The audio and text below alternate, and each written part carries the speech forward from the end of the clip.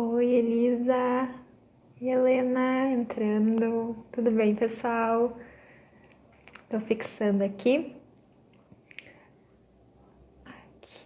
publicar e deixa eu ver como é que eu fixo. Fixar comentário. Pronto. Só aguardar um pouquinho. A professora Daniele tá entrando. Já vou chamar ela também. Vamos lá, para a gente poder dar início à nossa live de hoje. Feito. Ver. Prof. Dani, chamei, chegou. Oi, Olá, tudo tudo bem, bom? professora? Tudo e você? Tudo. Também. A senhora está me ouvindo bem? Senhora tá no céu, Dani, Ai, Daniele. eu não consigo, é quase um. Todas as vezes que eu faço isso, a senhora ou tu acaba me chamando a atenção, mas é Primeiro somos automático. colegas, né? Ai, Professoras, sim. advogadas, então, Bom, eu agradeço muito, professora, por estar aqui hoje com a gente. Esse é o nosso projeto de carreiras jurídicas, vinculado aqui ao nosso perfil Direito Civil por Elas, que é um grupo atualmente formado por 9 meninas, né? Eu vou utilizar esse termo porque somos todas jovens, estamos iniciando aí no mundo do direito civil, como pesquisadoras, enfim, atuando nessa área. E ao longo desse mês de agosto, então, a gente trouxe esse novo quadro, digamos assim, aqui nesse perfil, vinculado a carreiras desempenhadas por mulheres dentro do universo jurídico. Então, teve defensoras públicas, professores, pesquisadoras, advogadas, e hoje a gente tem aqui para encerrar esse nosso quadro do mês professora Daniele Teixeira, que além de ser professora, pesquisadora, advogada, mestre e doutora em Direito Privado, Direito Civil pela UERJ, é também uma referência no Brasil inteiro na parte do planejamento sucessório, então nos gera muita felicidade de ter aqui hoje com a gente, porque, enfim, é um prazer poder conversar contigo, ainda mais considerando toda a história inspiradora que tu tens, né, professora? Então, eu conheci um pouquinho da tua história no Congresso, embora a gente já tivesse conversado, né, em outras oportunidades. Não conhecia a tua história antes ali do Congresso da Arquitetura no Planejamento Sucessório, então, fiquei muito feliz ali de conhecer um pouquinho mais sobre isso. E hoje eu gostaria de conversar contigo justamente sobre a tua trajetória, Prof. Como foi esse caminho, né, para chegar até esse momento, quais foram os teus principais desafios, e aí a gente vai conversando a partir disso. Então, em um primeiro momento, queria te perguntar, como está hoje, assim, a tua organização em termos de atividade? É uma professora? É uma advogada professora? Como é que está sendo isso? então, primeiro eu queria agradecer muito o convite, Carol. Eu não conheço todos os integrantes, hoje eu até fui procurar o nome, buscar o Instagram de todas, que eu fiz uma Sim. mensagem.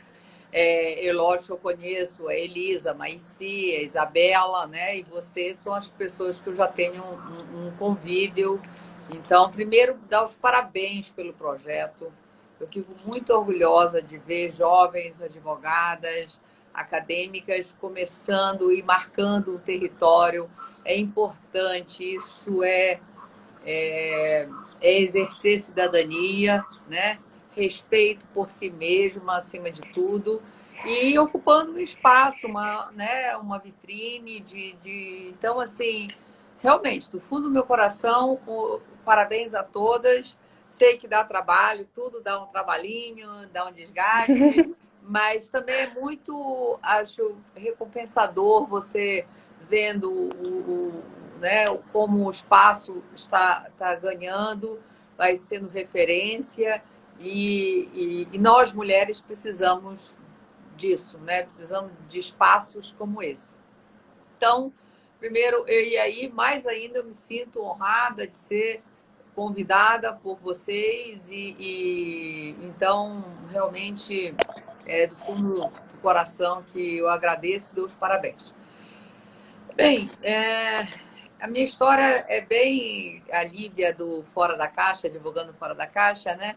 Eu adoro esse nome também. Muito bom. E eu acho que eu sou isso, sabe? Eu sou fora da caixa. A minha vida é um pouco diferente, até porque eu formei em 2004. E apesar de eu já formar bem mais velha, nós estamos em 2020, tem 15 anos, é a minha primeira faculdade. Eu tenho 53 anos hoje. Mas até os 30 anos eu não tinha ensino médio, né? Então, eu casei aos 16, fui mãe aos 20 e fiquei 14 anos casada. Quando eu divorciei, a primeira coisa que eu fiz foi tirar o meu ensino médio. Eu morria de vergonha quando ia em hotel. Antigamente tinha uma ficha e mandava botar a escolaridade e eu botava segundo grau incompleto. Incompleto. Era uma vergonha que eu tinha, que era segundo grau incompleto ainda, né? Porque eu não tinha acabado o que na minha época eu chamava um terceiro ano, convênio, que é o terceiro ano realmente do ensino médio. Então, a primeira coisa que eu fiz, eu tirei por supletivo o meu curso, fiz das 9 matérias, eu já passei em 7, eu sempre fui uma boa aluna, e aí depois eu fiz matemática e física, que aí tive que me preparar um pouco, porque 16 anos sem estudar não é uma área que dá para você chegar e ir arrebentando. Aí me Sim. preparei e eu sei que foi uns 4 meses nesse processo, e em janeiro de 98 eu tirei o meu supletivo. E aí eu voltei para Minas, porque eu estava divorciando, eu morava em Minas, nesse período eu fiquei 6 meses em Belém, e aí nisso também, né, divorciei, botou tudo no papel direitinho, eu voltei para Minas, para Uberaba. E fiquei mais 3 anos já divorciada, e em 2001 eu mudei para o Rio de Janeiro. E quando eu fui para Uberaba, a primeira coisa que eu fiz foi fazer um cursinho, e aí eu fiquei na dúvida. Aí começa um pouco aí Já o começa. direito. O que eu fazer, né? Depois, a mãe e tudo, queria tirar o ensino médio, tinha tirado, quero fazer uma faculdade. E aí essa influência acadêmica toda foi do meu avô materno, Uhum. né? Meu avô, eu fui criada na biblioteca dele, os livros ali. Ele sempre foi um homem muito humilde, muito simples, mas sempre valorizou muito os estudos. Ele dizia que os estudos... Eu sou de 67, então, com 3 anos, época da ditadura, ele dizia Sim. que na década de 70, um pouco essa questão de, né, comunista ou não, guerra Sim. fria, ele dizia que o conhecimento nunca era demais e sempre me incentivou, que era uma coisa que você podia perder patrimônio, mas conhecimento não, a não ser que fizesse uma lavagem cerebral, tanto que ele... Exato. E aí, então, ele sempre me estimulou muito a estudar, e aí eu, por circunstâncias, casei cedo, fui morar, e não é que o casamento né, seja um problema, é que eu fui morar no interior do Pará. Então, realmente não dava para continuar os estudos e assim por diante. Eu E sou de Belém, eu sou tu da não. capital. Tá, Aí, quando eu certo. casei, eu fui morar no interior do Pará, porque eu fui morar em fazenda com meu ex-marido, e aí não tinha como eu fazer Sim. uma faculdade, Continua. né? E aí, então, na verdade, eu antecipei o casamento. Era para eu entrar, trancar, entrar, cursar uns 6 meses e trancar. Já Sim. que não vai trancar, na época, o meu marido e eu, os doidos para casar, inventamos que não podia ficar 2 anos trancado, senão ia perder, então antecipa. Aí antecipou 1 ano o meu casamento, Sim. e aí eu eu estudava em colégio de freira, de padre, marista, fui trancar e o padre perguntou, você está grávida? Eu falei, não, professor, não, doutor, eu só quero mesmo, padre, eu só quero mesmo Eu quero casar. casar. E fui mãe só aos 20. Tive também alguns problemas, perdi algumas, tive uns abortos, mas tudo bem.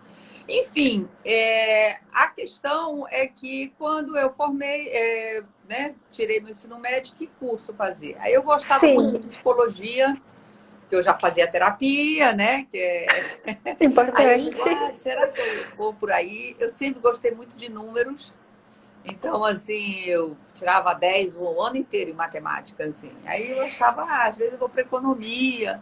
E o direito também surgiu como um curso mais menos específico que os outros dois, de um amplo, que eu poderia ter um negócio, seja lá. Nunca pensei em entrar na academia, de ser Aham. advogada, de exercer mesmo. Era mais um curso, caso eu, né, tivesse ali. Aí, enfim, entrei em Minas, estava já no quinto semestre quando eu mudei para o Rio. Quando eu mudei para o Rio, eu não queria qualquer faculdade, eu queria uma boa faculdade. Aí eu fiz vestibular para a PUC, eu sou PUCiana, e fiz. E aí, quando eu mudei em 2001 para o Rio de Janeiro. Uhum. Eu disse. E eu vim sozinha, foi uma opção também bem diferente. Eu vim passar um Réveillon do ano 2000, a virada do milênio aqui. E aí eu disse: é aqui que eu quero morar. Eu acho que aqui eu vou poder dar uma qualidade, estudo, uma boa educação para os meus filhos. E eu vim morar sozinha, literalmente. Meus pais não são Sim. daqui, minha família não é daqui, meu marido não é daqui. E eu vim porque eu gostei da cidade, achei que era uma boa cidade para eu morar com meus filhos e escolhi Rio de Janeiro e vai ser ali. Quando eu mudei, como eu vim sozinha, eu tive que trancar 6 meses a faculdade, porque não Uhum. dava, chegando com 2 filhos, adolescentes, na cidade do Rio de Janeiro, onde você não sabia onde era o dentista, onde era o verdureiro, tendo que se organizar. E aí, um pouco como começa a minha vida. Eu já estava no direito, vim, fiz para a PUC, tranquei 6 meses. Muitas pessoas achavam que eu ia abandonar, agora ela abandona e tal. E não, Uhum. 6 meses depois, em agosto de 2001, eu já retomei meus estudos. E só que, como eu já tinha feito 5 créditos, eu tive que fazer muita matéria Sim. antiga, até adequar currículo. E aí foi já uma das dificuldades. Quando eu formei, eu não consegui, até formar, estagiar muito. Muito pouco. Eu não pude ir para escritório, porque eu era sozinha com 2 filhos. Eu já tinha que dar uma boa faculdade, estudar direito, ser boa aluna.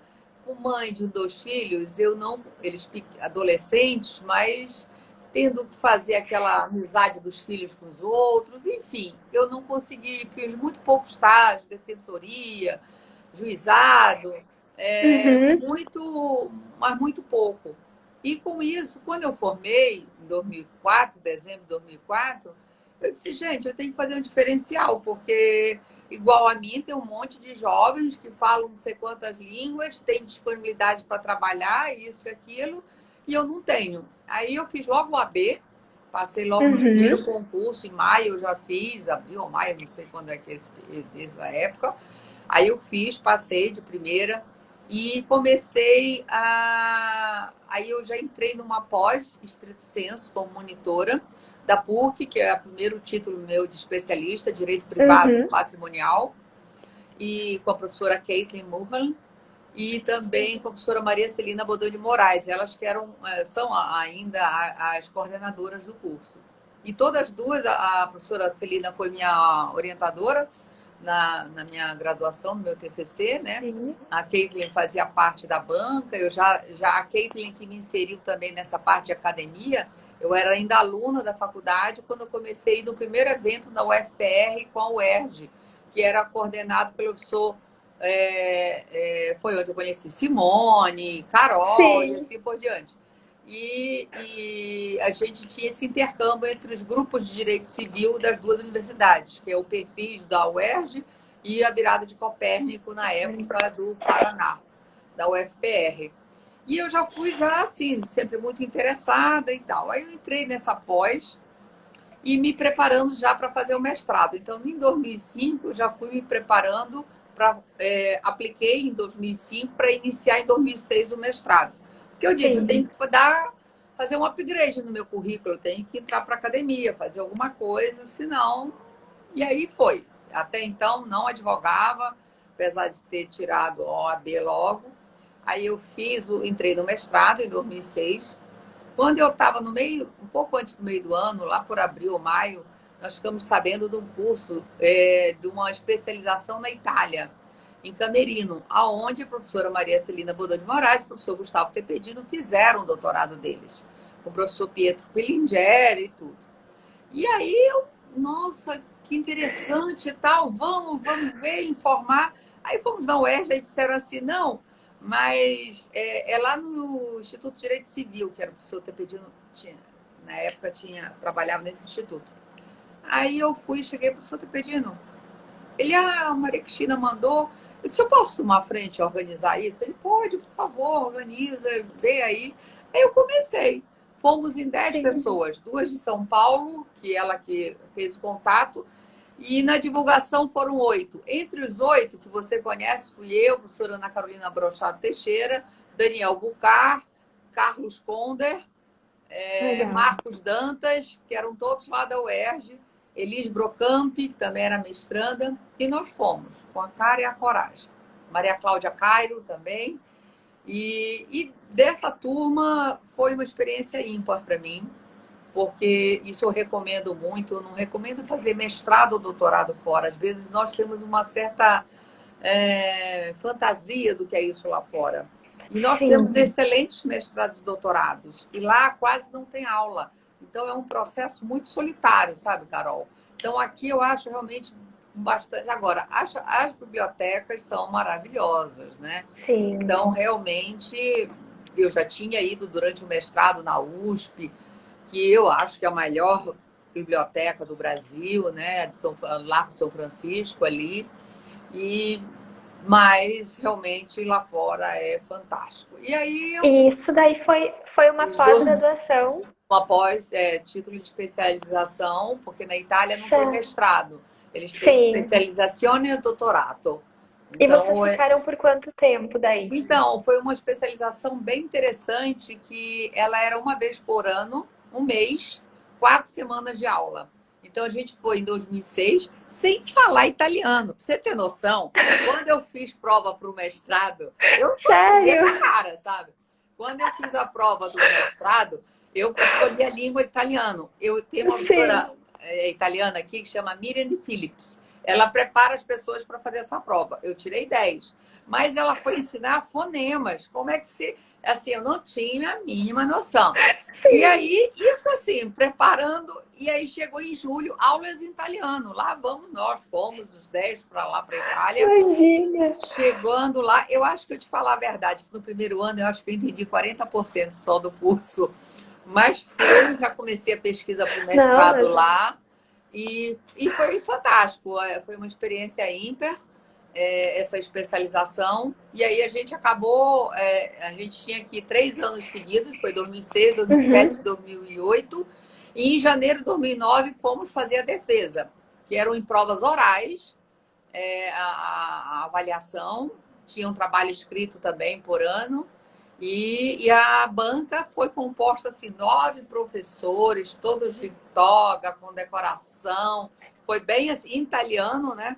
E foi um desafio. E aí, só que, imagina, eu estava naquela especialização que eu entrei em 2005, era monitora, entrei no mestrado em 2006, esse curso da Itália. Então, em 2006, eu fazia os 3 cursos. Aí foi assim, um trabalho defendendo era outro. Essa pós de direito privado foi fim de 2006, acabou. Um mestrado em 2008 e essa da Itália em 2009.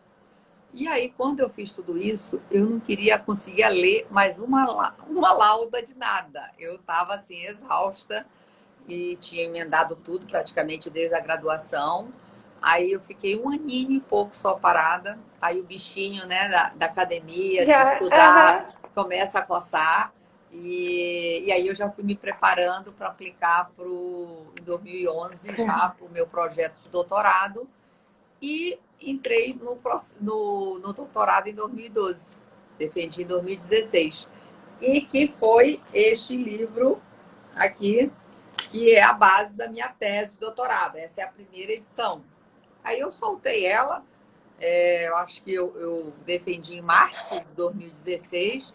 O livro, acho que eu soltei em setembro, no congresso, até lá na UFPR, do IBD Civil. Foi na OAB e tal, soltei lá o livro. E aí foi um sucesso. Aí o que acontece? No segundo IBD Civil seguinte, eu já saltei Esse aqui, o Arquitetura primeira Uhum. edição, em 2017, então, com a segunda edição, peraí que caiu, desse que é já a segunda edição do planejamento, que está, inclusive, Sim, plotado. Eu estou trabalhando a terceira edição, deve sair ainda agora no segundo semestre. A terceira edição desse, que é a base da minha tese. E aí, no outro ano, quer dizer, de ano em ano, soltando os livros, e que é o Arquitetura do Planejamento, a segunda edição, que é o verde. Aí eu aproveito para falar que as pessoas que têm um primeiro perguntam, pode, né, não precisa comprar. Falo, tem 10 artigos a mais, então é uma outra sim, obra, é uma obra bem mais, né, mais robusta. E com isso, eu hoje mesmo estava fazendo uma dedicatória desse livro, do Arquitetura, para uma amiga, e dizendo, esse é o início de um projeto, né? Porque o Arquitetura ele tem autonomia sozinho, né? Você participou aí do primeiro congresso virtual da Arquitetura do Planejamento Sucessório, a gente já está com um produto também de live, que é o Arquitetura do Planejamento em Pauta, normalmente às terças-feiras. Até aproveito para avisar que nessa terça vai ser cancelado. Depois até vou fazer um videozinho aqui gravando para as pessoas, que vai ser na quinta essa semana, excepcionalmente. E então, assim, desse livro que foi saindo e por quê, né? Então, eu quando escrevi a tese, o terceiro capítulo, ele é os meios, os instrumentos. E eu senti falta de poder desenvolver mais sobre isso. E quando eu fiz o doutorado, eu fiz aqui no Rio, né? Mas eu apliquei para o Max Planck, ganhei uma bolsa deles já no doutorado e fui para Hamburgo. Engraçado, o Max Planck, eu ganhei a bolsa, fui para lá, fiquei um mês. E o meu projeto era, na verdade, ir para outro instituto europeu, que é em Fiesole, perto de Firenze, né? uhum, Era para lá que eu queria ir. E não para. Eu fui um mês, tipo, conheci. Só que eu fui e a gente se apaixona por lá. Porque parece uma vitrine de doces para criança. É uma delícia. Então, e lá depois que eu tinha passado também a experiência da Itália, que a Itália é muito burocrata, né? Sabe? Assim como nós brasileiros, e uma certa desorganização, fecham, sim. abrem um pouco. E já na Alemanha, não, tudo muito avisado, tudo muito claro, com muita liberdade, mas muita responsabilidade lá. Uhum. Então, cada um vai sentar na sua mesinha, tem seu crachá, o crachá vai abrindo, as portas vão se abrindo, você vai, localiza o livro e tal. Se não acha, você fala, no outro dia já está ali disponível para você. Se está com outro aluno, eles avisam, aí você vai falar com aquele aluno e troca. Não, é incrível, Imagino. fantástico. E eu entrei no doutorado, fiz primeiro essa bolsa Max Planck, aí eu apaixonei. Eu falei, eu quero voltar para lá, eu não quero ir para a Itália, não. Eu quero voltar para cá. Aí eu fiz o quê? Eu apliquei para doutorado de sanduíche. Não sabia como era, fui atrás, me informei e consegui. Apliquei para a Oi. CAPES, também fui aceita para estudar 5 meses na Alemanha. Perfeito. Aí eu fui, voltei para a Alemanha, fiquei lá 5 meses, foi onde eu acabei, né, a minha pesquisa e já comecei a escrever os 2 primeiros capítulos. Eu já escrevi praticamente 1, 2 e 3, assim, eu comecei todos eles por lá, pedaços, alguns Sim, já bem, enfim, comecei e aí foi ótimo, né? Foi uma experiência ímpar. Já voltei depois lá, pós-doutorado, já com uma pesquisa do meu pós-doutoramento, já em sucessão internacional, que é o finzinho da minha tese.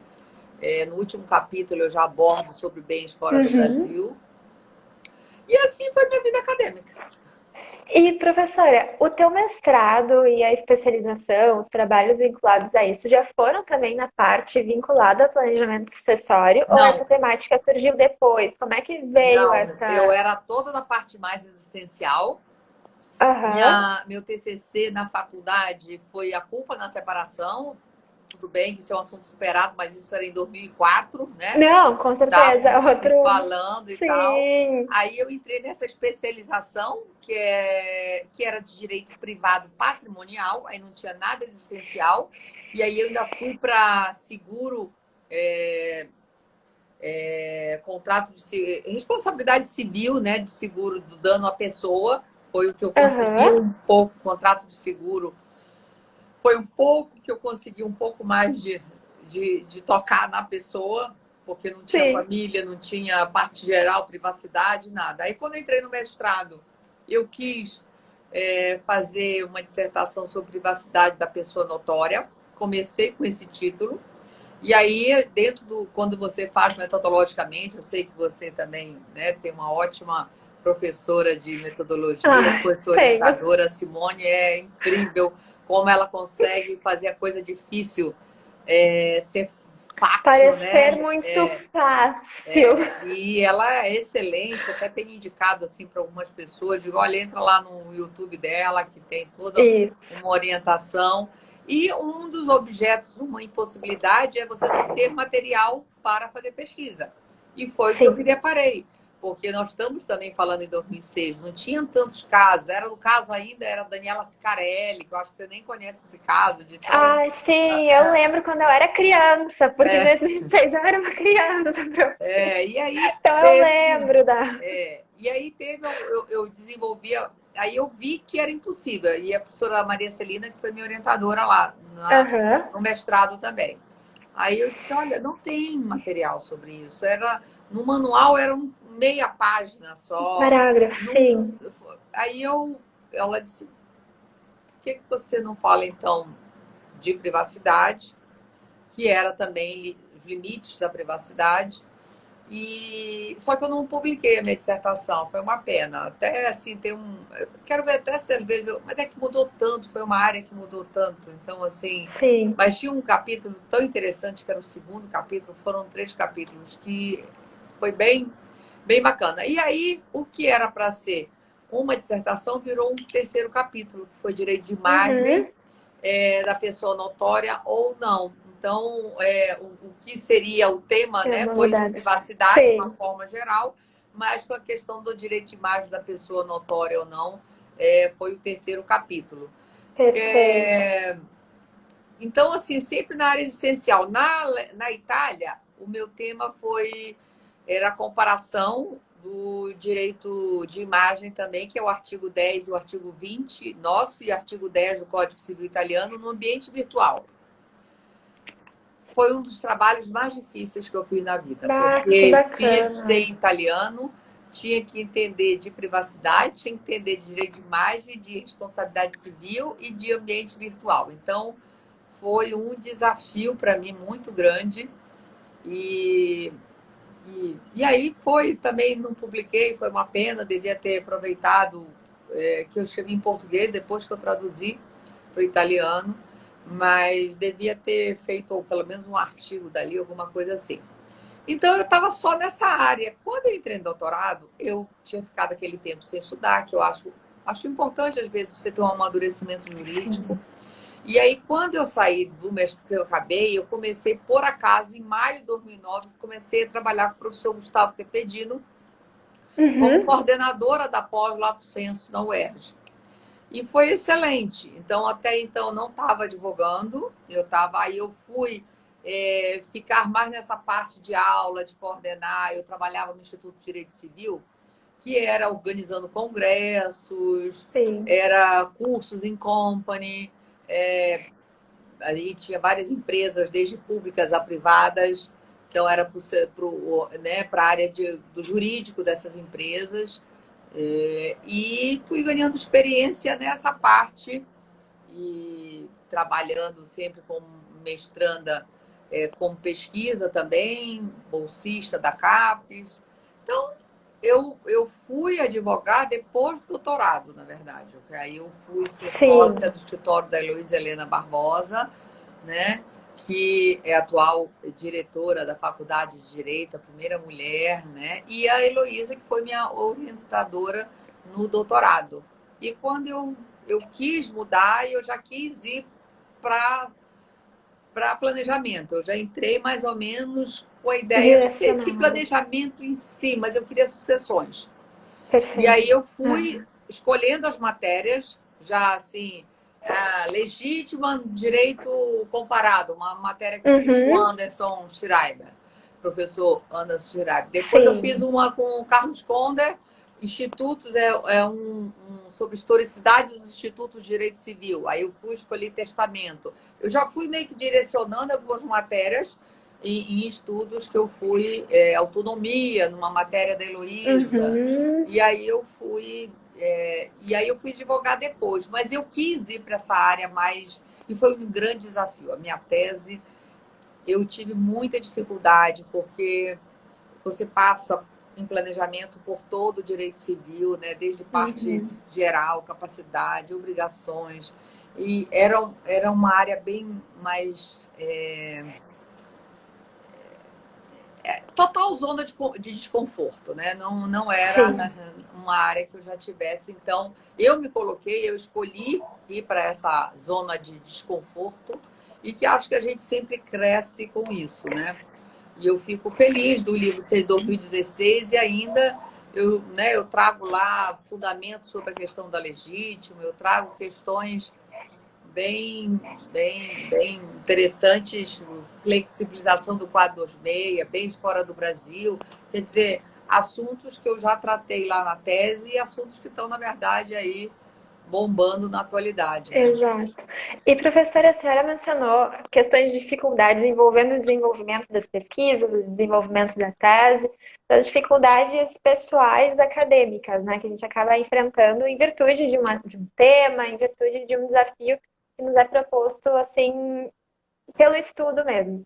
Mas uma coisa que eu te questiono agora, eu acho que isso acaba sendo bastante relevante para nós que estamos começando e que a gente acaba vivenciando isso na prática em muitos momentos, é saber como foi para ti esse iniciar no mundo acadêmico e aqui também posso incluir o mundo da advocacia, sendo uma mulher que está ali se inserindo naquele momento da vida. Então, quais os principais desafios que tu verificou assim ao longo do tempo e ainda verifica, imagino, né? Porque a gente acaba tendo uma constância de dificuldades diferentes ao longo da vida.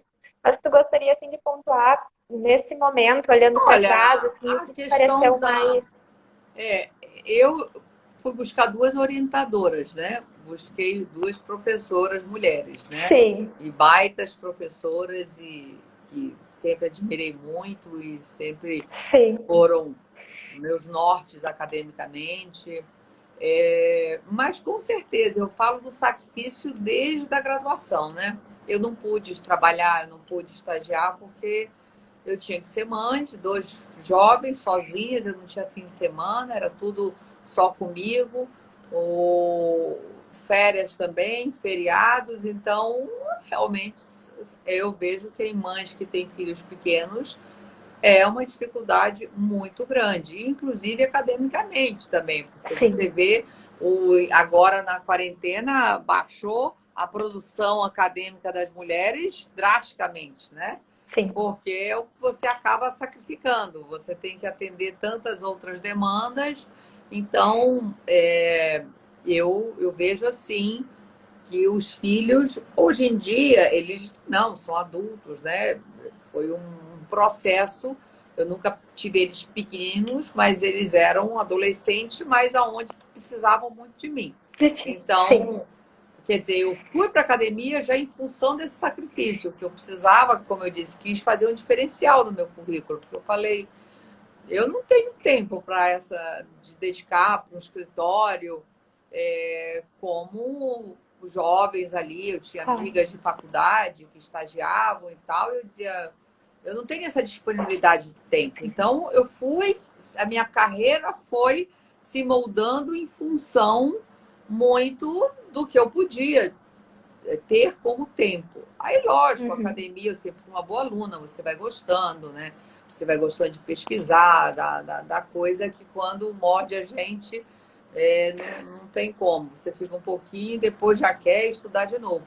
Então, Sim, foi isso. A entendo. arquitetura tem me ajudado, porque como eu saí da tese, já senti falta de completar a questão com a arquitetura, E realmente eu faço uma coordenação, eu alinhavo bem, eu escolho, eu falo o que quero, como eu quero a pegada do artigo para os autores. Sim, Inclusive, tenho um artigo no tomo 2, né, Carol? Que estou em débito, mas essa semana isso se resolve. Mas eu estou sim, com o tomo 2, então, assim, que está maravilhoso. Então, assim, eu vou ficando empolgada e estudando em função deles, né? Já estou organizando o tomo 3, na verdade. Então, a coisa você não, é uma forma de eu não parar de estudar, que eu tenho que ler os artigos dos livros. Então, eu estou mantendo dentro disso. Só que eu comecei a advogar, né, depois do doutorado. E atualmente eu não estou vinculada a nenhum escritório, estou abrindo, na verdade, o uhum, meu. sim. E então, mas trabalho muito com parcerias, né? Então, escritórios de parcerias então, basicamente é isso. Acho que alguém fez uma pergunta hoje, querendo saber como cobra, eu acho que negócio de planejamento, não foi? Teve uma pergunta no Instagram? Deixa eu ver aqui, prof. Na No postagem de nosso. vocês, acho que Vou só alguém abrir teve e aqui. pediu para responder aqui. Perfeito, já abro aqui e já faço ela. Então, tu mencionou que está abrindo o próprio escritório agora. Então, está sendo mais um desafio nessa fase, imagino, né? Porque esse novo início na advocacia deve trazer um friozinho na barriga. Ah, sim, Concorda? com certeza. Ah, mas eu ligo, troco ideia, pergunto. Sim. Deixa eu ver aqui. Tem uma pergunta de ordem prática. Exatamente. O Hermano Faustino fez essa pergunta. Como ela administra essa questão com os clientes do planejamento sucessório? Eles já costumam procurá-la com a ideia de fazer esse planejamento ou é a senhora quem propõe? Encontra resistência nessa indicação? Pergunto isso porque quando eu estava na Comissão de Família e Sucessões da OAB no Rio Grande do Norte, a gente sempre discutia como era difícil tocar esse assunto com as partes, pois muita gente não gosta de falar sobre a morte, né? Que é justamente um dos pontos do planejamento sucessório. Ele aguarda, então, a resposta aqui na live. Foi uma pergunta feita hoje à tarde pelo nosso seguidor. Então, Então, prof, como costuma ser essa abordagem, assim, quando os clientes procuram para a realização de um às planejamento? vezes, não procura exatamente para fazer o planejamento. Ele Sim, chega normalmente para fazer, às vezes, uma consulta, um esclarecimento, e dali você vai vendo. Porque, na verdade, planejamento é uma nomenclatura que foi dada, mas as pessoas já faziam essa organização patrimonial antes, sem essa nomenclatura de planejamento sucessório. Então, às vezes, é em função de um inventário, de alguém que você está sendo, às vezes, um herdeiro, e aí você já vê sim, as dificuldades. Às vezes, é em função de um divórcio, e aí você fala. Então, assim, eu acho interessante do advogado trazer a questão para o seu cliente, mesmo que seja. Quando vem perguntar, às vezes, de um regime de bens, que vai fazer um segundo casamento, aí você já vai até aproveita aquela também, porque o regime de bens já é uma forma, né, sim. do planejamento, se quer a comunicabilidade ou não, de como pode fazer isso. Então, é, eu, eu, eu, eu acho mais fácil de um cliente você estar trazendo essa possibilidade. Lógico que existe consultas específicas, né? Mas o que eu sinto é que, na verdade, as pessoas precisam amadurecer o que querem, né? E, inclusive, como o que querem antes de tomar uma decisão. E quando eles já sabem o que querem, também é necessário você explicar os efeitos jurídicos daquilo, que às vezes vai se ajustando, porque você tem que fazer essa análise também, essa perspectiva subjetiva da formação da família, porque é o que eu chamo de customização. O senhor Daniel Bucaque me deu usa essa nomenclatura e Uhum. me emprestou e eu Que bom. utilizo customização do planejamento sucessório, quer dizer, conforme cada família, conforme o tipo do patrimônio. E aí, primeiro, como você vai cobrar isso? Eu acho que em percentual é mais difícil, tá? É, né? Eu acho, hoje em dia está muito difícil eu ver em percentual.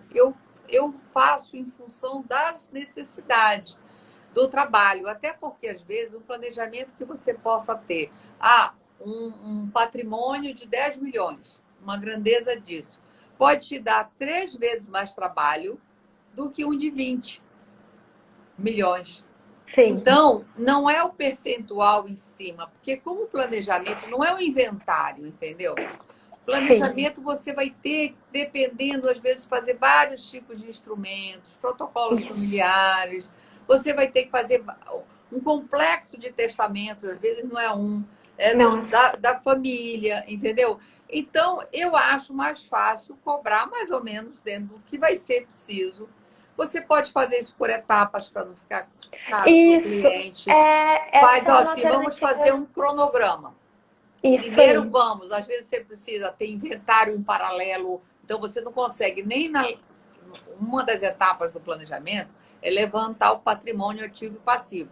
Às vezes você ainda está com um inventário correndo que você ainda não sabe o que vai ser herdeiro daquilo. Sim. Tem ações em paralelo suas, às vezes, de algum negócio seu. Então, enquanto se faz esse levantamento, inclusive quando você tem PJ, não é fácil, não é rápido, não são Não. providências. Às vezes você precisa regularizar imóveis, né?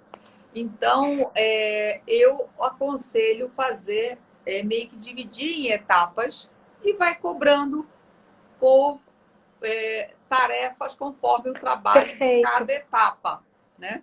Isso eu tenho verificado também, prof. Até tem algumas situações em que eu tenho atuado nesse tipo de planejamento, embora não tenha ocorrido ainda um planejamento completo, sucessório, mas nos casos em que a gente encaminha uma proposta dividida por etapas, né, pensando na formalização de determinados instrumentos, na análise dos impactos tributários de determinado caminho ou de outro, isso gera um tipo de reação por parte do cliente, né? No sentido de conseguir verificar aquilo ali como algo que vai ser concretizado no tempo, por meio da realização de tais tarefas, e ele vai ter uma previsibilidade daquilo ali ao longo do tempo, como um cronograma mesmo, como a senhora mencionou. Por outro lado, quando a gente encaminha uma proposta com algum valor inicial ou uma parcela, né, um percentual sobre o valor total do patrimônio, isso acaba sendo muito mais difícil para o cliente acabar aceitando. A gente tem uma resistência muito grande nesses casos. E até quando a gente envia duas propostas, né, assim, duas modalidades de propostas para o mesmo caso, costumam aceitar a que é calendarizada, digamos assim, em cronograma mesmo para essa realização. E até isso de organizar esse planejamento e essa forma de precificação por etapas gera em nós mesmos também, né? Uma previsibilidade bacana em relação às atividades que vão ser realizadas. Então, isso eu acho bastante interessante mesmo de mencionar. Então eu acho que é a melhor forma, acho que é por aí, em cima exatamente do trabalho que o advogado vai estar tendo, as dificuldades e não sei, não tem preço tabela fechado, entendeu? Não tem, Porque né? vai ter essa variação. Exatamente. E em relação às parcerias que tínhamos mencionado, professora, a senhora costuma realizar isso para as atividades voltadas ao planejamento sucessório, por exemplo, tem algum advogado que atua mais a parte tributária, que costuma atuar contigo? Como funciona isso no seu dia a Exato. dia? Nessa parte assim tributária, comercial, né? Sim, Aí eu tenho também parceria aqui no Rio, tenho assim em São Paulo também. Então, assim, e dependendo de alguns planejamentos, você às vezes que tem coisas fora do estado, você também sim, precisa ter um contato, e aí, graças à academia, eu conheço, né, pessoas quase que nesse Brasil, quase em todos os estados, e até fiz um post esses dias, né, de mais de 50 eventos virtuais que eu participei e ali aí não sei quem falou, você não botou o norte? Eu falei, mas infelizmente eu ainda não fiz no norte. Eu sou de lá, até olha só. cheguei a ver um contato e tudo, mas vai sair agora uma com o Amazonas, Manaus. Ai, que legal. Mas Não, assim, muito o bacana. Nordeste eu fechei todo, Sudeste, Sul, né? Sendo que Rio, São Paulo várias vezes, capitais, algumas cidades do interior. Então, eu conheço realmente muita gente e também consulta, né? Consultoria. Isso. Então, às vezes, aí eu agora trabalhando à distância, né? virtualmente, mas é como tem Perfeito. acontecido. E isso que tu trouxe, assim, de consulta e de parceria é uma coisa bastante interessante, porque às vezes a gente acaba tendo uma atuação na advocacia meio em ilhas, né? E no momento em que a gente consegue fazer essas pontes com outros profissionais que nos auxiliam, pode ser numa conversa no WhatsApp, às vezes, né? Algum colega que está com algum problema, alguma situação, e pode nos auxiliar, ou mesmo por uma parceria formalizada, mesmo como isso acaba contribuindo para o nosso trabalho e nos gerando bastante segurança também. Porque eu falo por mim aqui, né, eu brinco, meus longos 2 anos de experiência na advocacia, nessa minha longa bagagem na advocacia, tem muitas situações em que a gente tem muitas dúvidas. Então, ter esses apoios, essas parcerias, acaba sendo algo bastante importante nesse momento. Uma das meninas que está aqui nos assistindo, a Cris, ela falou, legal a ideia de cronograma, né, para que o cliente tenha a dimensão do trabalho que vai ser realizado também, que demanda bastante. Porque é justamente isso que a professora havia mencionado. O planejamento sucessório ele pode demandar a realização de diversas atividades com vários instrumentos, várias reuniões com os clientes, com as partes, enfim, para que seja possível, então, essa organização patrimonial efetivamente. Então, essa calendarização acaba, enfim, essa montagem desse cronograma acaba fazendo com que o cliente entenda também tudo que vai ser desenvolvido, né? Não é um planejamento patrimonial apenas, um planejamento sucessório. Demanda várias etapas que vão ser feitas pelo advogado. E a partir disso, professor, que a gente comentou até agora, uma coisa que eu queria te questionar respeito a qual, assim, pensando no teu momento atual, né, de certa forma, iniciando nessa advocacia também, se a gente for pensar, porque você dedicou durante bastante tempo à academia, agora está vinculando essas duas atividades também, com toda a expertise que a senhora já tem na parte de planejamento sucessório, aplicando isso agora na advocacia.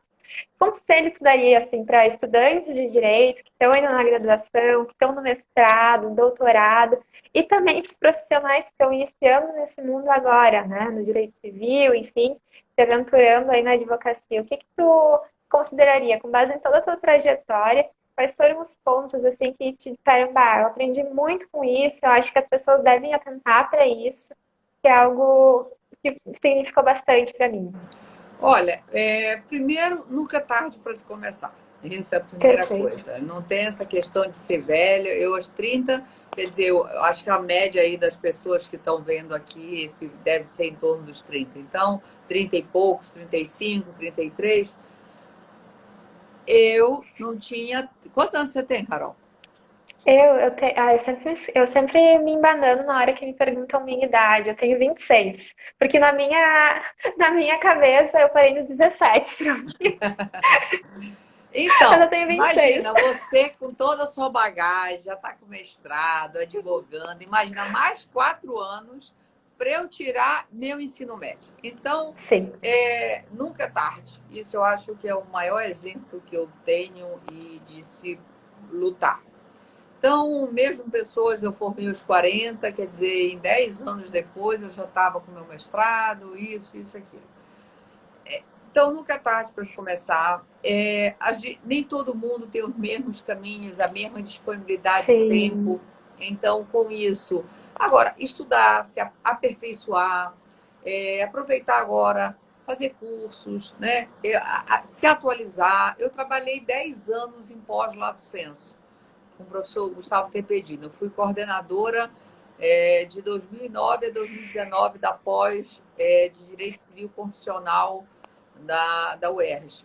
Fiz mais de turmas, só dentro do Rio, mais de 8 turmas, turmas fora em São Paulo, interior do Rio, Friburgo, fora do Rio, no Espírito Santo e Cachoeiro do Itapemirim. Então, outra segunda lição, sempre continuar estudando, se aperfeiçoando e tal. E terceiro, eu vou dizer que como a minha vida foi da academia para o processo, eu sentia muito falta da experiência. Sim. E aí, até nas minhas pesquisas, eu tinha que complementar com jurisprudência. Eu tinha que pegar essa experiência através da prática do que estava acontecendo, inclusive para artigos trabalharem e terem essa visão para não ficar muito só acadêmico, né? Então, a arquitetura, por exemplo, foi eu tentando trazer essa prática, vendo que não existia doutrina de qualidade sobre o assunto. Então, Sim. eu fui meio que seguindo dar material, mas com questões práticas, visando, né? Priorizando esse olhar mais prático. Então, para quem não tem também tanto a experiência da advocacia, eu acho que a jurisprudência é o melhor, é, nesse caso, para compensar essa Uhum. sua carência, né? Perfeito. E nunca ter medo, né? Começar, perguntar, não deixar o medo paralisar. Pelo contrário, Sim. fiozinho na barriga, mas que, sabe, Tem que que dar impulso, pulsa, né? que Exato. propicia você É, a andar, a sair do lugar. Então, e a basicamente, Jaque, são esses nunca é tarde para se começar, sempre estudar, se aperfeiçoar.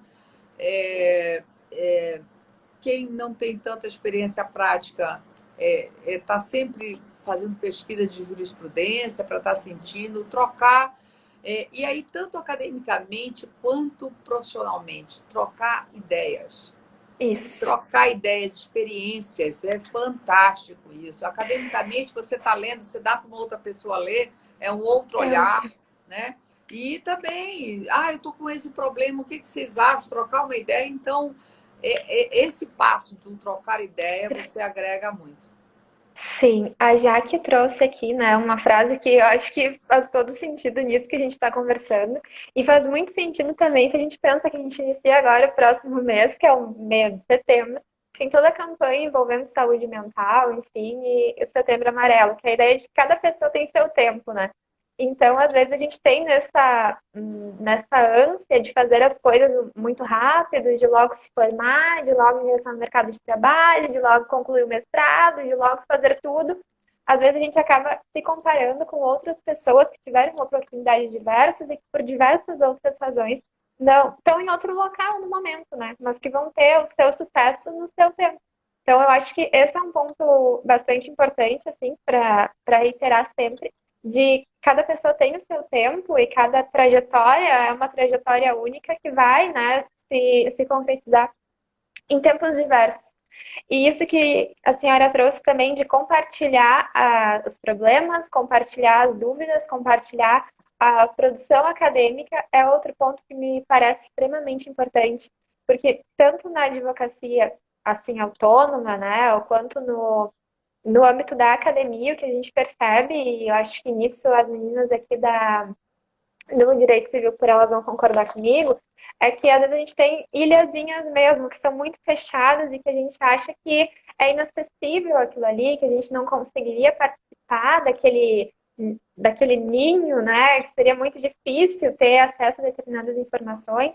No momento em que a gente começa a compartilhar isso, compartilhar nossas dúvidas, nossas fraquezas, nossas vulnerabilidades até mesmo, a gente vai percebendo como existem muitas outras pessoas em situação semelhante e como a gente consegue construir muito mais juntas, né? E trocar uma ideia, pensar num caso. Até ontem as meninas estavam discutindo um caso no nosso grupo do WhatsApp, eu faço isso com outras amigas em outros grupos.